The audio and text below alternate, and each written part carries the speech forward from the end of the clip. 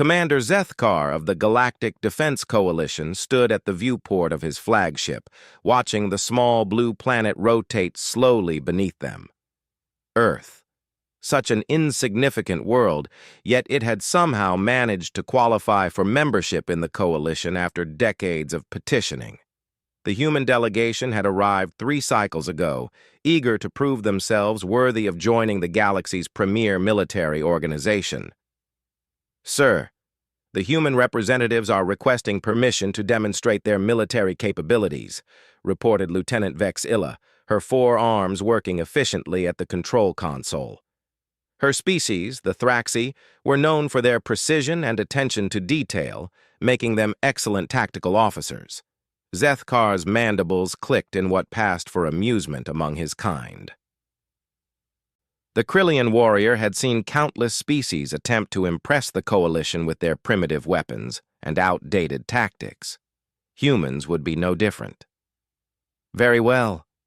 Inform them they may proceed with their demonstration on the practice range. The practice range was a massive asteroid that had been hollowed out and converted into a training facility. Various targets, obstacles, and scenarios could be generated using advanced holographic technology. It was where the coalition tested new recruits and evaluated potential member species. Admiral Sarah Chen stood in the briefing room aboard the human vessel Determination, addressing her team of 12 specialists. These weren't ordinary soldiers. Each person in this room represented the pinnacle of human military precision and patience. They were snipers, drawn from every major military force on Earth. "Listen up, people," Chen said, her voice carrying the authority earned through decades of service. "We've got one shot at this. The Coalition thinks we're primitives with projectile weapons. They've been using energy-based systems for so long, they've forgotten the advantages of kinetic weapons." Sergeant First Class Marcus Webb nodded from his position near the back. The former Marine Scout sniper had more confirmed kills than anyone else in the room, but he'd never faced alien technology before. None of them had. "Ma'am, what kind of targets are we looking at?" "Unknown," Chen replied honestly. "But I've studied their combat footage.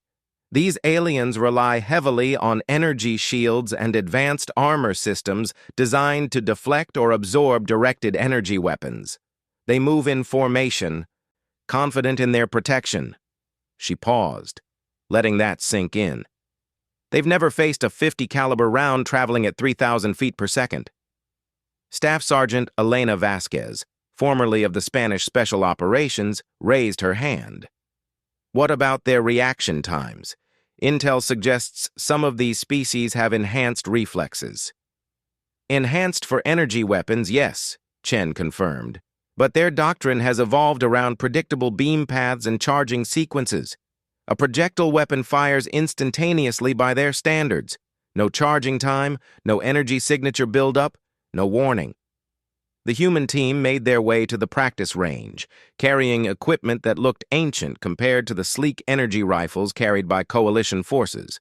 Long-barreled rifles with complex scoping systems, heavy tripods, and cases of what appeared to be primitive ammunition. Captain Thane Dock of the Hegemony Marines watched the humans set up their equipment with barely concealed disdain.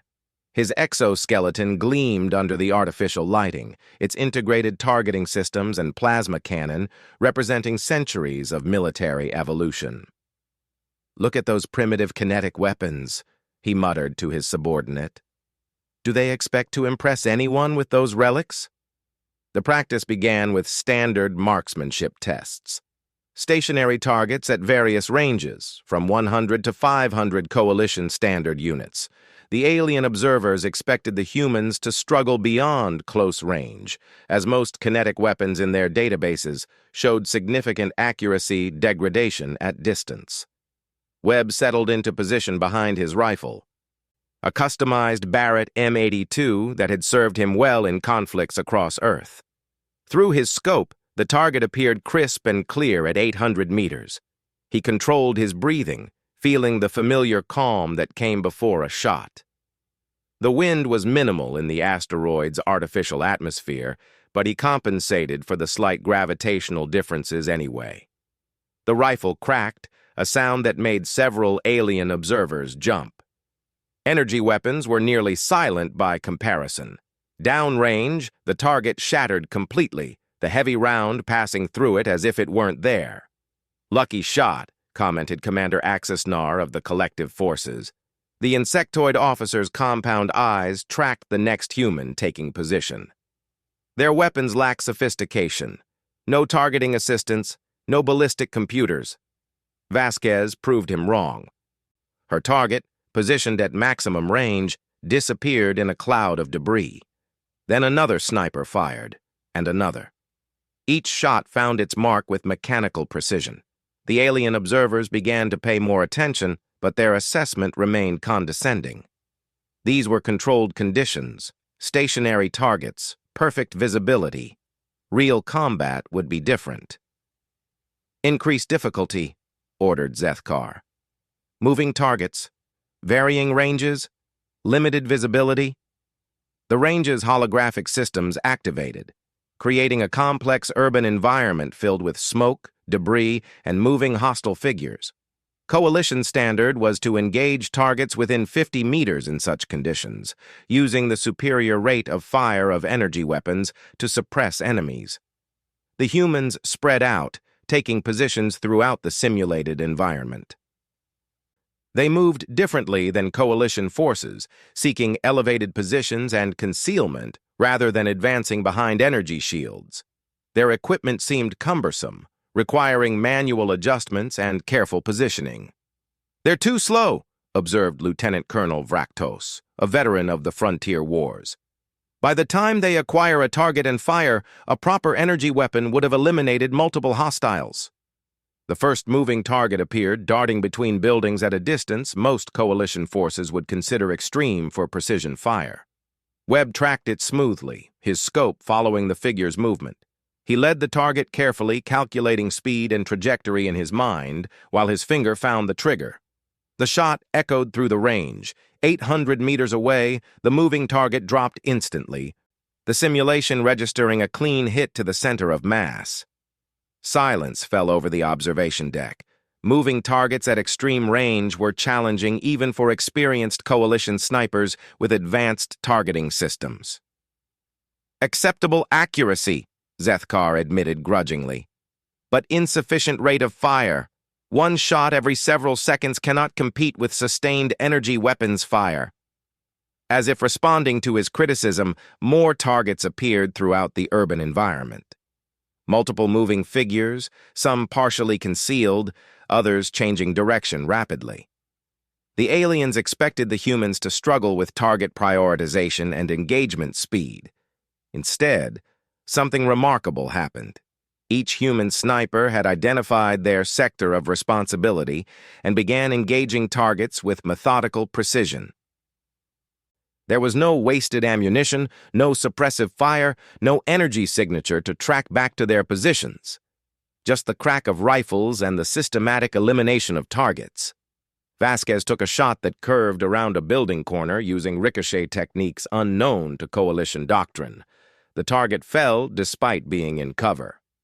Another sniper, Corporal Kim Tanaka from the Japanese Self-Defense Forces, made 3 consecutive hits on targets at different ranges, adjusting her scope between each shot with fluid efficiency. "How are they compensating for atmospheric conditions without computers?" asked Captain Thane Dock, genuine confusion in his voice. "And their weapons appear to be manually operated." "Primitive species develop compensatory skills," replied Zethkar, though he was beginning to sound less certain. "They rely on instinct rather than technology." The demonstration continued for another hour.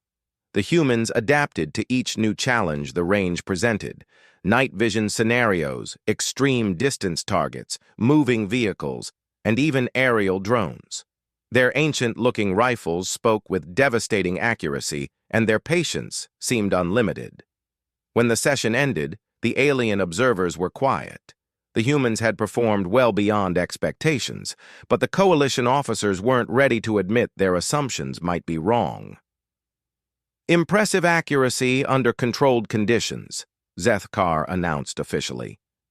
"However, Combat situations require rapid engagement of multiple targets, sustained fire capability, and integration with advanced tactical systems.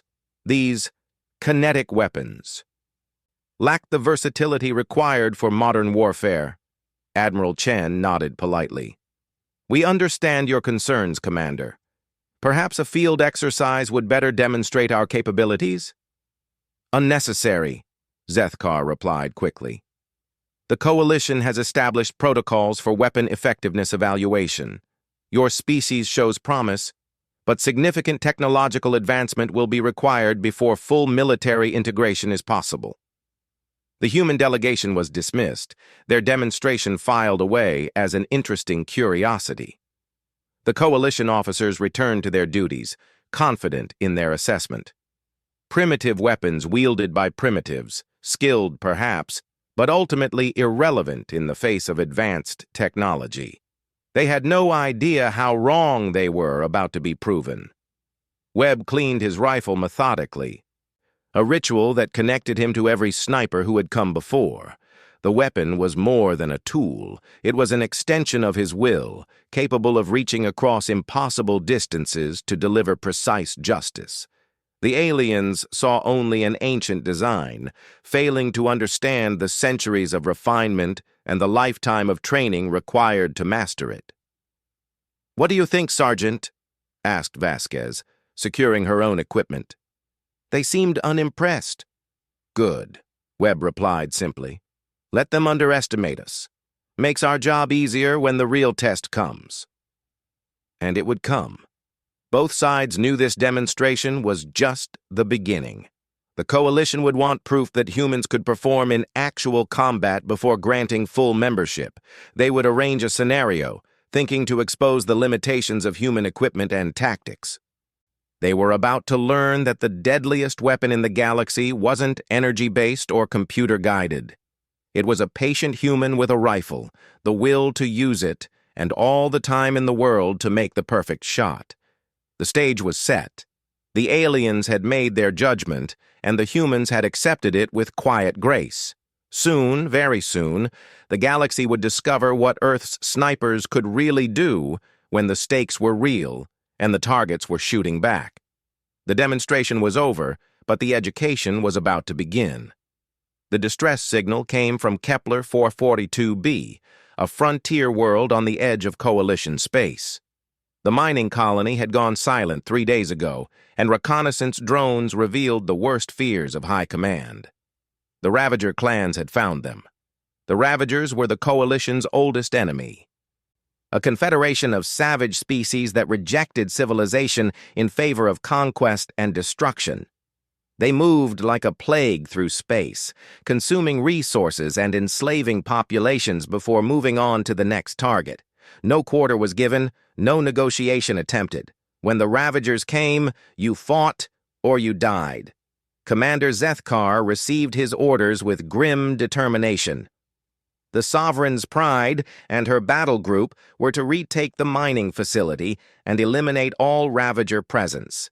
Intelligence suggested a moderate force, perhaps 200 hostiles spread throughout the mining complex built into a series of connected canyon systems.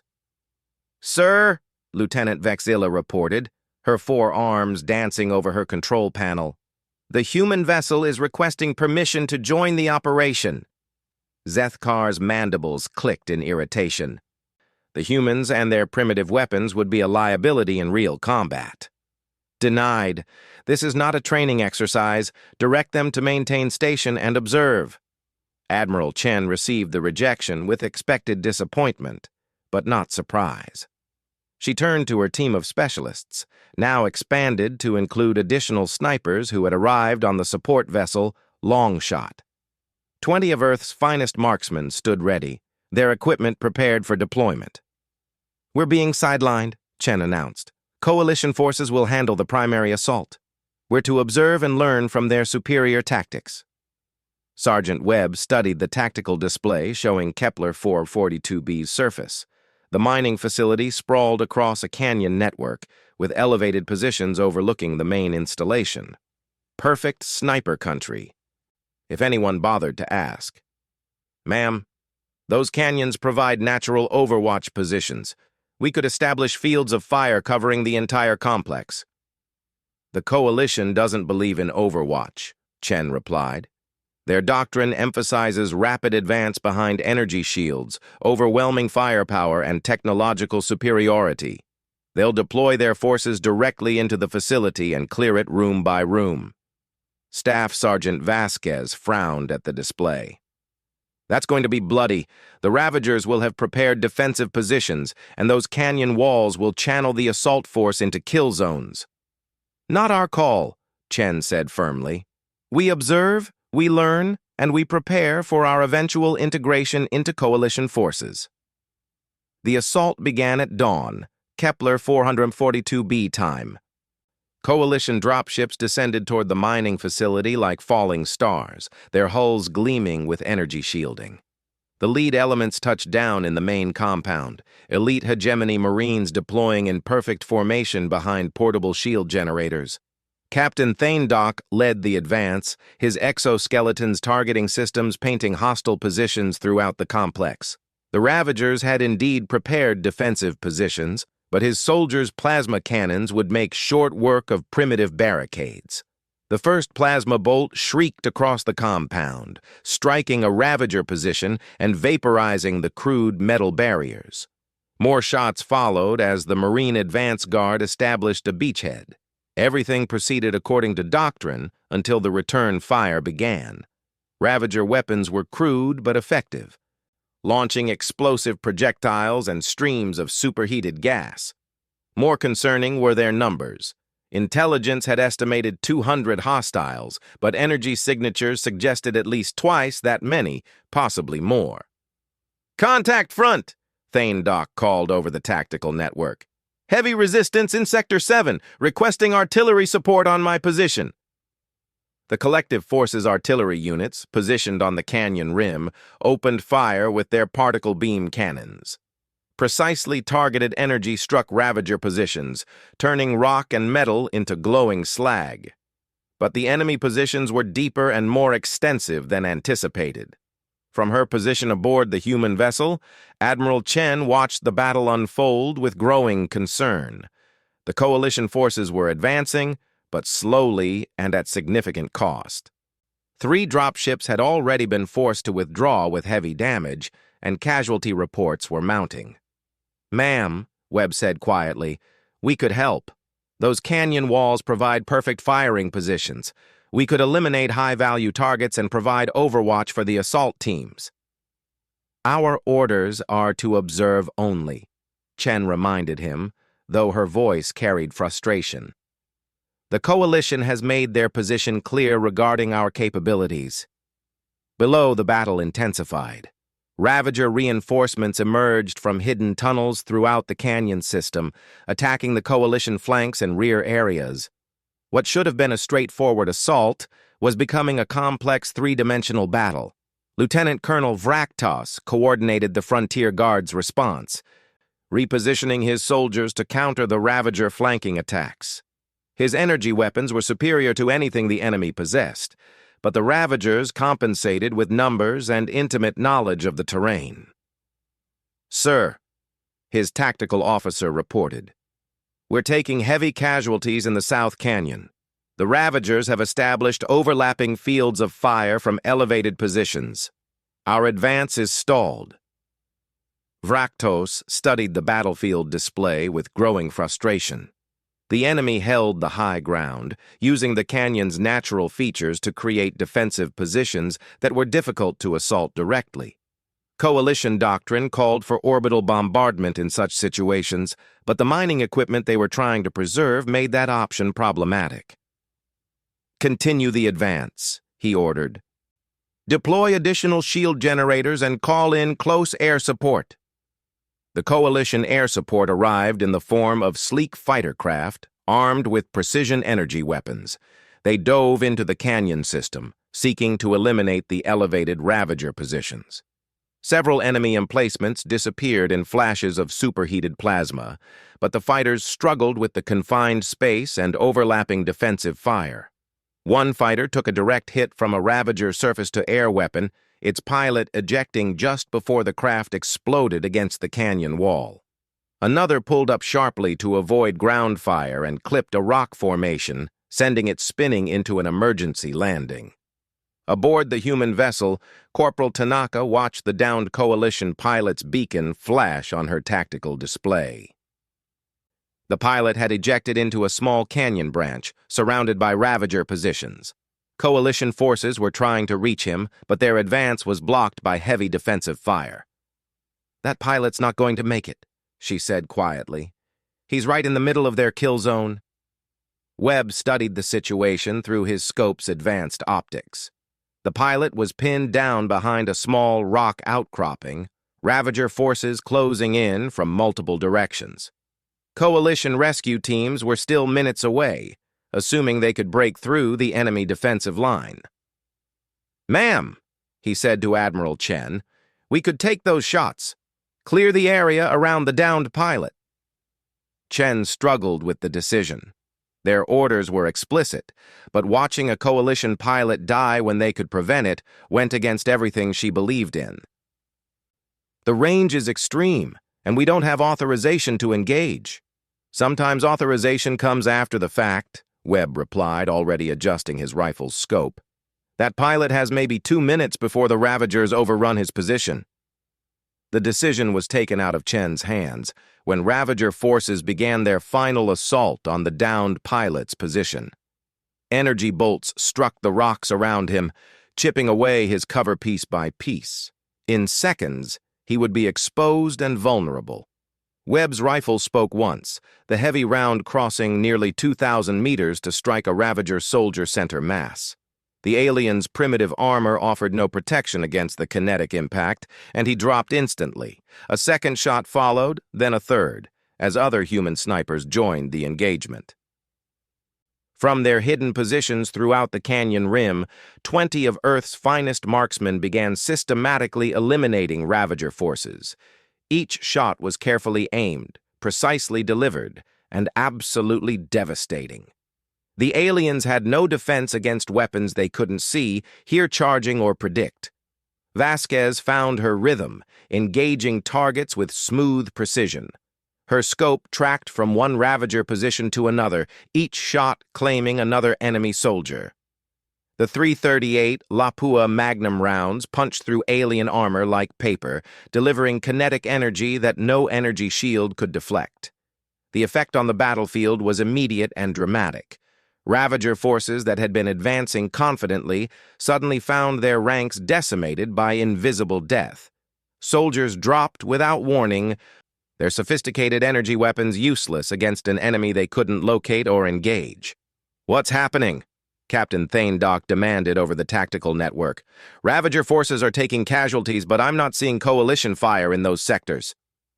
"Unknown contacts engaging the enemy," reported his tactical officer. "No energy signatures detected. Weapons appear to be kinetic-based." Thanedock's mandibles clicked in sudden understanding. The humans. Somehow they had deployed their primitive weapons and were engaging at ranges his own forces couldn't match. It should have been impossible. No kinetic weapon could achieve such accuracy at extreme range without advanced targeting systems. The human snipers continued their deadly work, providing overwatch for the entire Coalition assault. Tanaka eliminated a Ravager heavy weapons team just as they prepared to fire on a Coalition advance squad. Webb destroyed an enemy command post with 3 precise shots, disrupting Ravager coordination across the southern canyon. Private First Class Rodriguez, formerly of the U.S. Army's 75th Ranger Regiment, found himself engaging targets at ranges that pushed the limits of his equipment.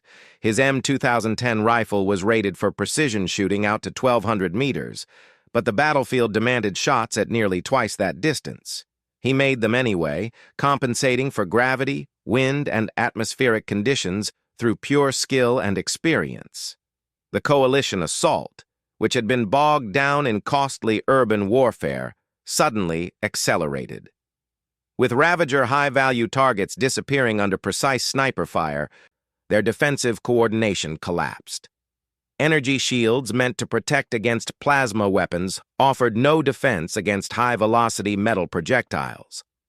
Commander Zethkar watched the tactical display in amazement as his assault forces broke through enemy lines that had held them at bay for hours. Casualty rates dropped dramatically as Ravager heavy weapons positions went silent one after another. "Sir," Lieutenant Vexilla reported, "we're detecting kinetic weapon signatures throughout the canyon rim. The humans appear to be providing support fire." "Impossible," Zethkar replied, but the evidence was undeniable. Ravager forces were being eliminated by weapons his sensors could barely detect, fired from positions no coalition soldier could have reached without being seen. The tide of battle turned completely. What had begun as a difficult assault against prepared positions became a rout as Ravager command structure collapsed under precise sniper fire. Coalition forces advanced rapidly through the mining facility, meeting only scattered resistance. By nightfall, Kepler 442b was secure. The mining facility was intact, Ravager forces had been eliminated or driven off, and coalition casualties were far lighter than projected. The official after-action reports would credit superior tactics and the fighting spirit of coalition forces. But every soldier who had been on that battlefield knew the truth. Somewhere in the canyon rim, invisible and deadly, human snipers had turned the tide of battle with primitive weapons that struck like the hand of death itself. The galaxy was about to learn that humanity's greatest weapon wasn't technology. It was patience, precision, and the will to take the shot that mattered most when everything was on the line. The Ravagers had been the first to experience it. They wouldn't be the last. 3 months after Kepler 442b, everything had changed. Word of the human intervention had spread throughout coalition space, carried by soldiers who had witnessed the impossible. Kinetic weapons that struck from invisible positions, eliminating targets at ranges that defied conventional understanding. Commander Zethkar stood in his private quarters aboard the Sovereign's Pride, studying classified reports that painted a disturbing picture. The Ravager clans were massing for their largest offensive in centuries, targeting the industrial world of Vega Prime. Intelligence estimated over 10,000 Ravager warriors supported by captured coalition equipment and improved tactics. The defense of Vega Prime would require every available coalition unit, and even then, victory was far from certain. The industrial facilities couldn't be evacuated in time, and their destruction would cripple coalition manufacturing capabilities for years. A soft chime announced a visitor. Lieutenant Vexilla entered, her 4 arms carrying data tablets and tactical projections. "Sir, the human delegation is requesting a meeting. Admiral Chen says it concerns the Vega Prime situation." Zethkar's mandibles clicked thoughtfully. After Kepler 442b, the Coalition's assessment of human capabilities had undergone significant revision. The humans and their primitive weapons had accomplished what advanced energy systems couldn't, striking enemy forces from positions that should have been impossible to utilize. "Very well. Schedule the meeting for this afternoon." Admiral Chen entered the briefing room with confidence earned through recent success. Behind her came 12 specialists, each carrying equipment cases that no longer looked quite so primitive to alien eyes. Word had spread about what these humans could accomplish with their ancient projectile weapons. "Commander Zethkar," Chen began formally, "we've studied the intelligence reports on Vega Prime. The Ravager force is larger than anything the Coalition has faced, but their deployment pattern creates opportunities for precision engagement." Zethkar activated the holographic display, showing Vega Prime's surface. The industrial world was a maze of manufacturing complexes, mining operations, and urban centers connected by transport corridors. Perfect terrain for a determined defender, but the Ravager numbers were overwhelming. "The Coalition will deploy our full reserve fleet," Zethkar explained. 12 battle groups, over 300 vessels, and 50,000 ground forces. Even so, casualty projections exceed 30%, and successful defense is rated at only 67% probability. "What if those odds could be improved?" Chen asked quietly. Captain Thanedock, present as the ranking ground forces commander, shifted skeptically in his power armor. Human weapons showed effectiveness at Kepler 442b, but this operation involves 10,000 Ravager warriors across multiple continents. Even perfect accuracy cannot compensate for such numbers. Chen smiled, and somehow that expression made several alien officers uncomfortable. Captain, you're thinking about this incorrectly. You see 10,000 enemies that need to be eliminated. We see a target-rich environment where every shot counts.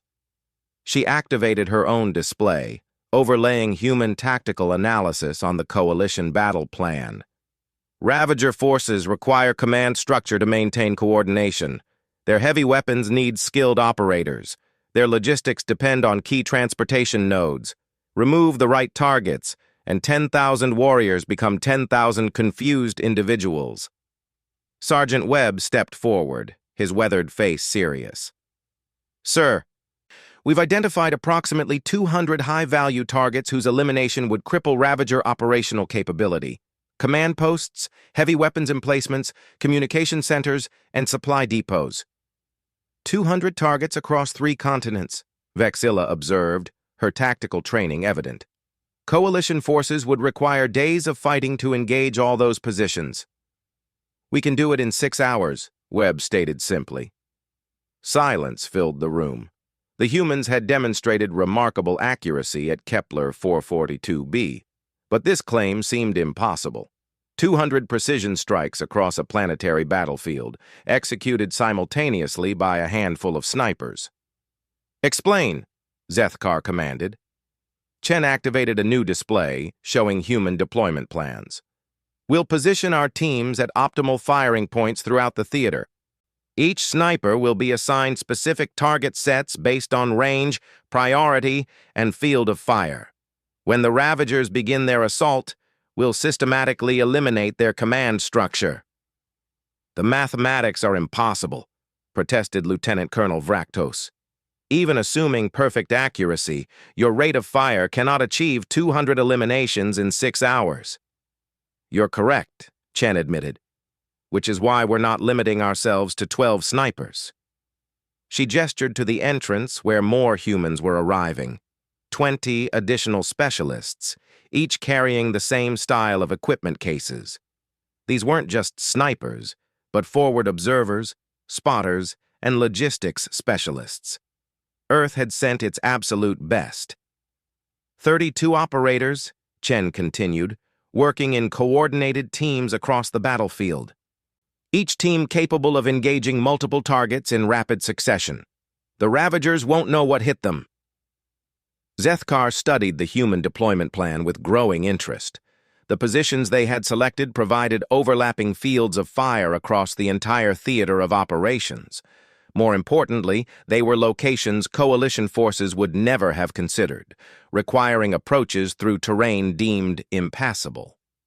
How do you intend to reach these positions? He asked. Several are located behind enemy lines and others require traversing areas under Ravager surveillance. We specialize in getting to places others can't reach, replied Staff Sergeant Vasquez. It's part of the job description. The battle for Vega Prime began before dawn, 3 days later. Ravager assault ships descended like a plague of locusts, disgorging thousands of warriors across the planet's surface. Their strategy was brutally simple: overwhelm Coalition defenses through sheer numbers while capturing key industrial facilities intact. Coalition forces deployed according to standard doctrine, establishing defensive perimeters around major installations and preparing for prolonged urban warfare. Battle groups took position in orbit, ready to provide fire support and reinforcement as needed. What the Ravagers didn't know was that 32 humans had spent the previous 72 hours infiltrating their operational area. Moving only at night, using routes that avoided all surveillance, they had established firing positions throughout the battlefield. Webb lay prone on a rocky outcropping 12 kilometers from the primary Ravager landing zone, his Barrett M82 equipped with the latest in Earth optics technology. Through his scope, He could see the enemy command post clearly, alien officers coordinating the massive assault. "Overwatch 1 in position," he reported over the encrypted human communication network. "Primary target identified." Similar reports came from positions across the theater. Vasquez had infiltrated an abandoned mining facility with clear lines of sight to Ravager heavy weapons positions. Tanaka occupied a communications tower that provided observation over 3 enemy assembly areas. "All teams report ready," Admiral Chen announced from the Coalition Command Center. "Commence Operation Longshot on my mark." The Ravager assault began with their characteristic brutality. Thousands of warriors advanced on Coalition positions behind primitive but effective armor and energy shields. Their heavy weapons opened fire, seeking to suppress defender positions before the main force closed to combat range. Coalition forces responded with disciplined energy weapon fire, their plasma cannons and particle beams creating a deadly crossfire. The battle seemed to follow predictable patterns until Webb's rifle spoke for the first time. 2,000 meters away, the Ravager force commander disappeared in a spray of alien blood. The heavy round had punched through his command armor as if it were made of paper, eliminating the senior officer before he could issue a single order. Across the battlefield, 31 other rifles opened fire nearly simultaneously. Ravager communications officers, heavy weapons operators, logistics coordinators, and tactical leaders began falling with mechanical precision. Each shot was carefully aimed, perfectly timed, and absolutely devastating. The effect was immediate and catastrophic for the Ravager assault.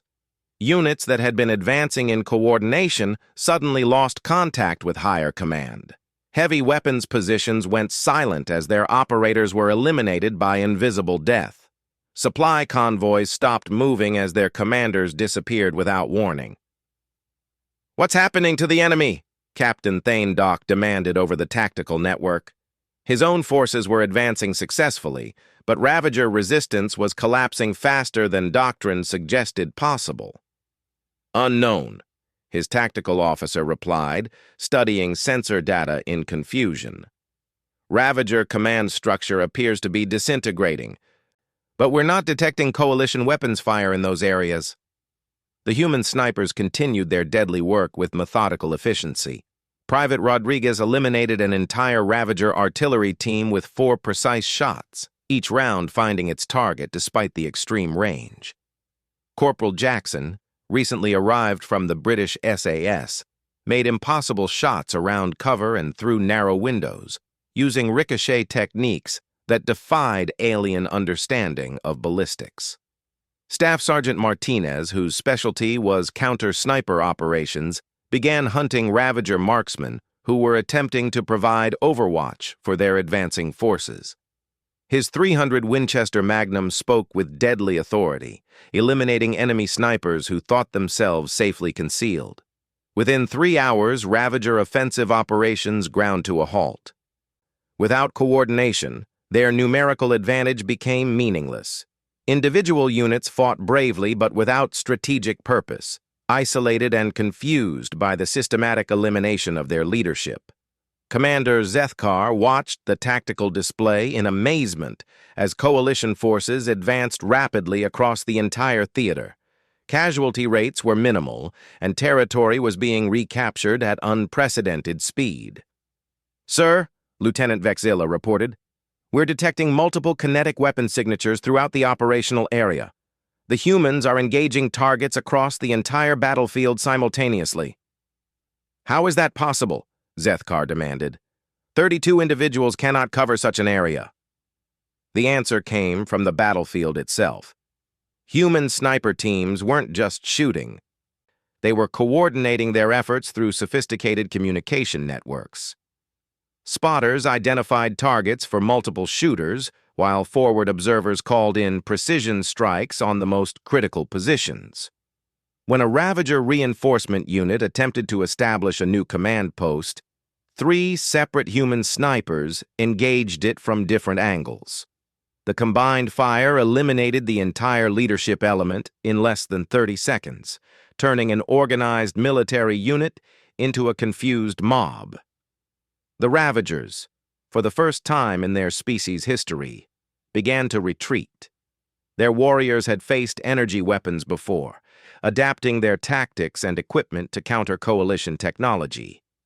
But they had never encountered an enemy that struck from impossible distances without warning, eliminating leadership with supernatural precision. By evening, the battle for Vega Prime was over. Ravager forces were in full retreat, abandoning equipment and positions as they fled to their transport ships. Coalition casualties numbered in the hundreds rather than the projected thousands, and all primary industrial facilities remained intact. The official reports would credit superior Coalition tactics and the fighting spirit of member species forces. But every alien soldier who had witnessed the battle knew the truth. 32 humans with primitive weapons had accomplished what 300 starships and 50,000 Coalition troops had struggled to achieve. In the aftermath, as Coalition forces secured captured Ravager equipment and positions, they found evidence of what had really happened. Ravager command posts with their leadership eliminated by single shots. Heavy weapons positions where operators had been killed while their equipment remained undamaged. Communication centers silenced by precision strikes that defied explanation. Admiral Chen stood in the Coalition Command Center, watching casualty reports that showed the lowest losses in any major engagement against Ravager forces. Around her, alien officers struggled to understand how their tactical models had been so completely wrong. "Admiral," Commander Zethkar approached her with something approaching respect. "Your forces performed exceptionally. The Coalition owes humanity a debt of gratitude." "We did what we trained for," Chen replied simply. "Every shot counted, every target mattered, and every human sniper delivered when it counted most." "The Coalition would like to extend an offer of full military partnership," Zethkar continued. "Integration of human sniper units into all major operations, expanded equipment sharing, and joint tactical development." Chen considered the offer, then smiled. "On one condition, Commander. Stop calling our weapons primitive. There's nothing primitive about 800 years of ballistic evolution and the finest marksmen in the galaxy." Zethkar's mandibles clicked in what might have been amusement. "Agreed, Admiral. Though perhaps you could explain how your species developed such remarkable capabilities?" "Simple," Chen replied, watching her snipers pack their equipment with practiced efficiency. "We spent centuries perfecting the art of putting the right bullet in the right place at the right time. Turns out the galaxy needed that skill more than it realized."